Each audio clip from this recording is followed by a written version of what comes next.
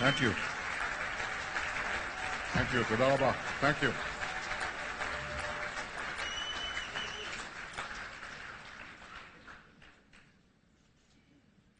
Wow, that was like watching home movies. I never expected anyone to actually read that bio. But you defy all my expectations all the time, especially you, my good friend Pastor Hagee, Mrs. Hagee, and all of you. You're wonderful friends. I have one, there are some dates that have to be corrected there, but my son's name is Avner. He is Israel's national Bible champion, and he came number 2, second deputy in the international Bible contest. It's a quiz. It's like, you know, the spelling bee to the nth degree. It's very hard, and he, at the age of 15, did this. I have to tell you that he didn't make the world champion because of the Prime Minister's question. I asked it. But it tells you what kind of society we are. And I'll tell you more about that in a minute. I do want to say that I do read the Bible with him. I read it yesterday. We read it every Saturday, actually. Every Shabbat. After lunch, we sit down and we read Parashat HaShavua. How do you say it, Dudu? How do you translate that? The portion of the week. Okay, so we read it. We read Exodus now. And then you have Haftarah. How do you say that? It's the addition from the Bible. This was from Ezekiel. Am I correct? Absolutely. I know. So I draw, like you, enormous reservoirs of strength from the Torah, from the Bible. This is the well from which we drink. This is the stone on which we stand.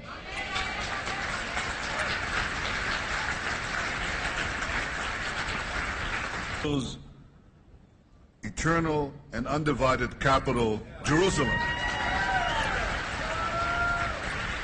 And I want to thank all of you for standing up for the one and only Jewish state.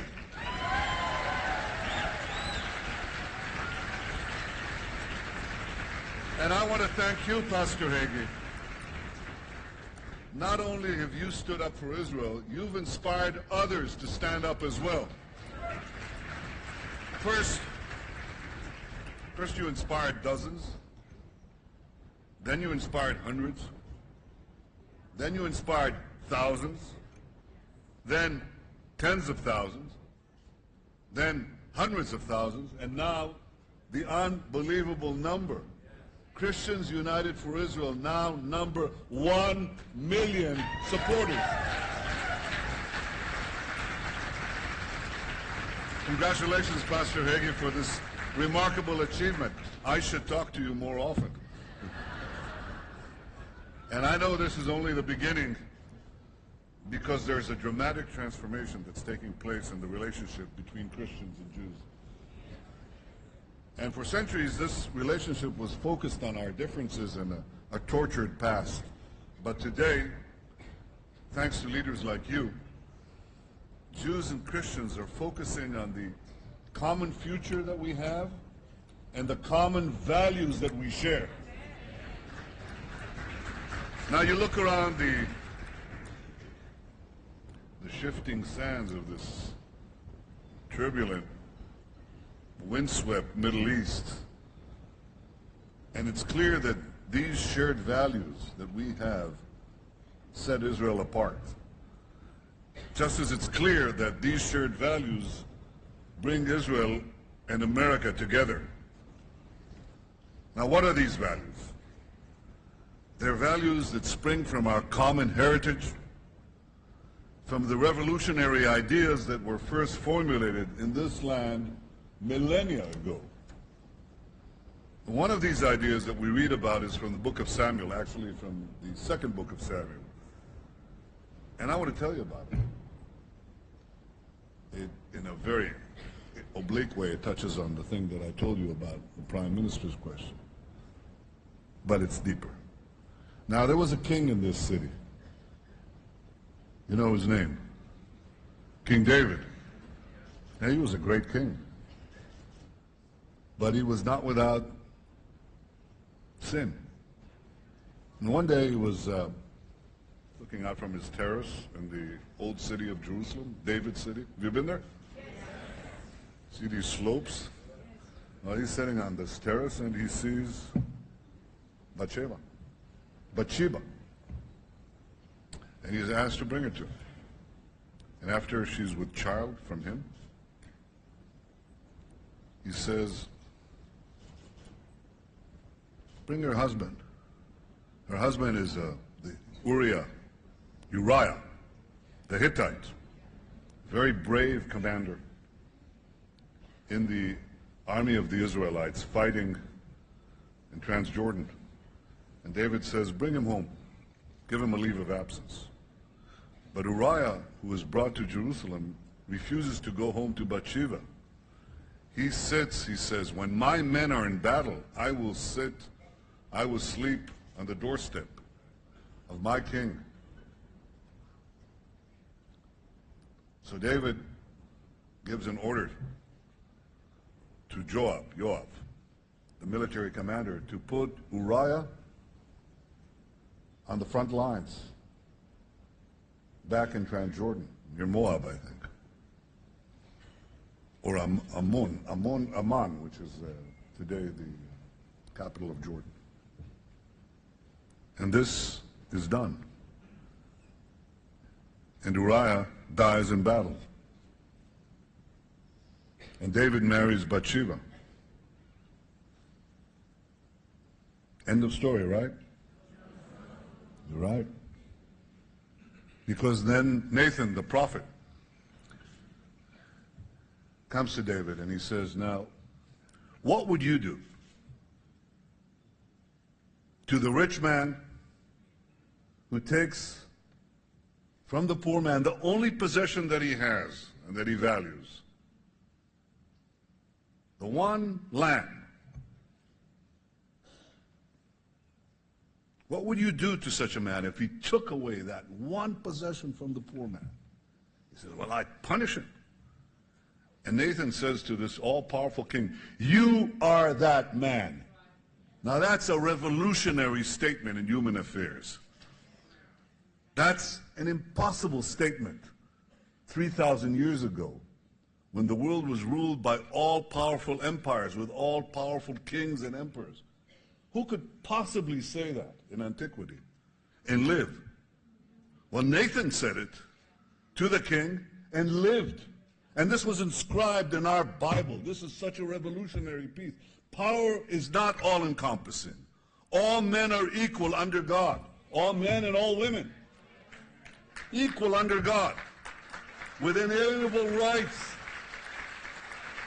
This is a Jewish concept. It's a revolutionary Jewish concept. And I think that this message took time to resonate throughout the ages, that power is not absolute and that no one is above the law. And those values, like many others, are rooted in the Bible. And they were passed from one generation to another of Jews. They were spread far and wide by Christians.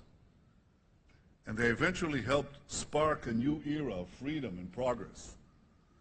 I recently went to Holland and learned about one of those sparks. I visited this wonderful old synagogue, the synagogue of Portuguese Jews in Amsterdam.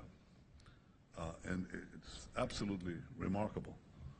It's very beautiful, and there's a library there of old Jewish writings throughout the ages. One of them is of Maimonides, the great Jewish scholar, medieval Jewish scholar. Maimonides was read by an Englishman called Isaac Newton. Have you heard of him? Newton not only read Maimonides, he read the Bible in Hebrew.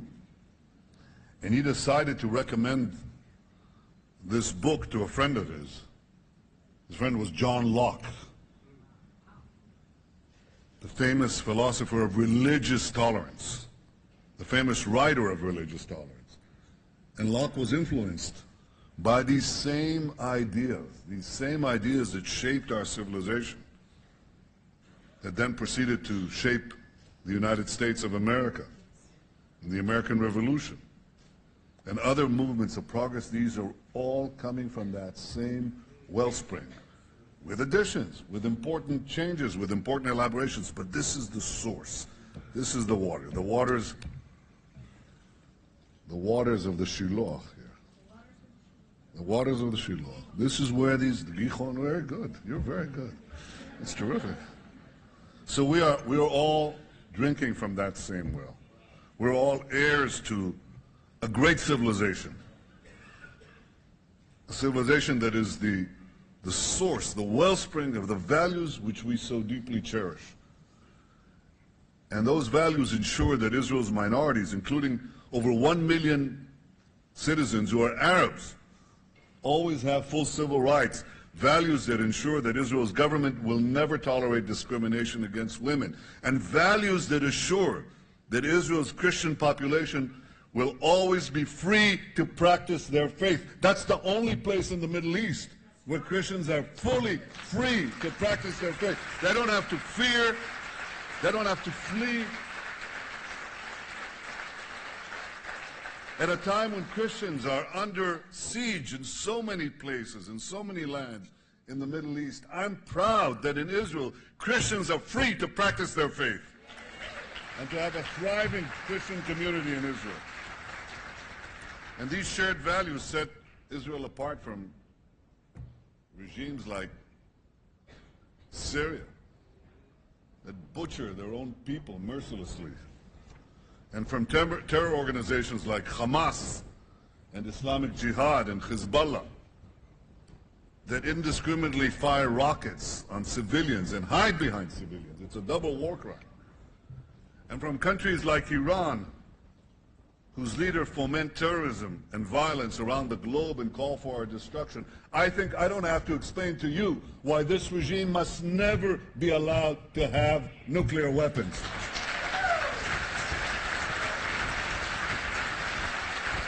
I don't need to explain this to you because you get it. You all get it. You get the main point, that our enemies don't hate us for what we do, they hate us for what we are. When I say us, I mean Israel and the United States. Two allies anchored in common values and seeking a common future of freedom. This is why they hate us. It's not a simple battle. And it's one that the Jewish people have endured for many centuries. Recently, I read a book written by the great American historian Will Durant. He's well known for these wonderful 11 chapters. It's a masterpiece, 11 volumes, which he entitled The Story of Civilization. But the book I read now was a little thin. I read these books. They're quite spectacular. They were written in the 20s and 30s and 40s, throughout his life, and towards the close of his life with his wife Ariel. He's just a wonderful writer. But this book he wrote towards the end of his life in 1968, after a lifetime of study. He called it The Lessons of History.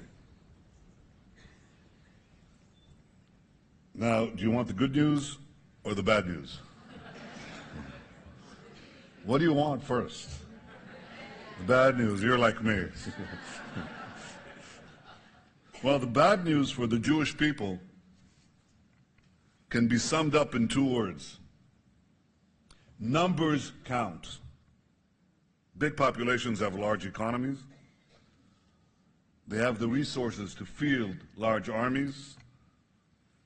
Military power produces political and economic power. which in turn produces more military power, numbers count. That's bad news for the Jewish people because our numbers aren't that big. And we were more than decimated in the previous century. We're a tiny nation in numbers.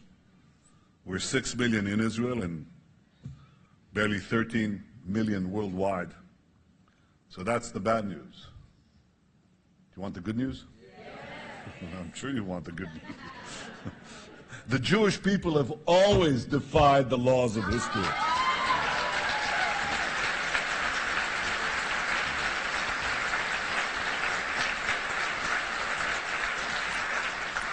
Our improbable odyssey through time, a nearly 4,000-year journey marked by indescribable tragedy and sublime triumph, our odyssey has broken every rule in the book. And writing in 1968, Durant hints that the young state of Israel, we were only 20 years old, hints that this young state, powered by deep well springs of faith and culture, may continue to defy the laws of history. And we have.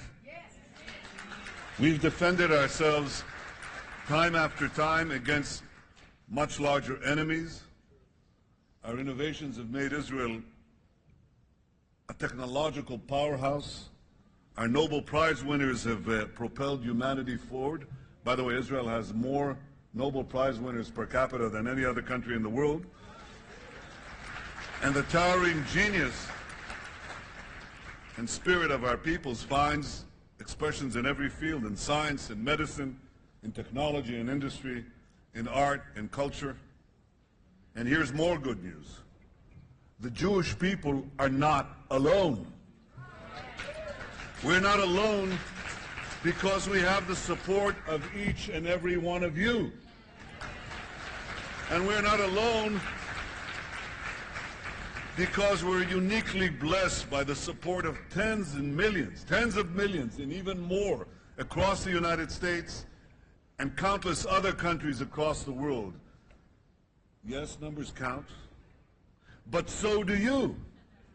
So I want to thank you, Christians United for Israel. I want to thank you for standing up for Israel. I want to thank you for standing up and being counted. May God bless you all. Thank you.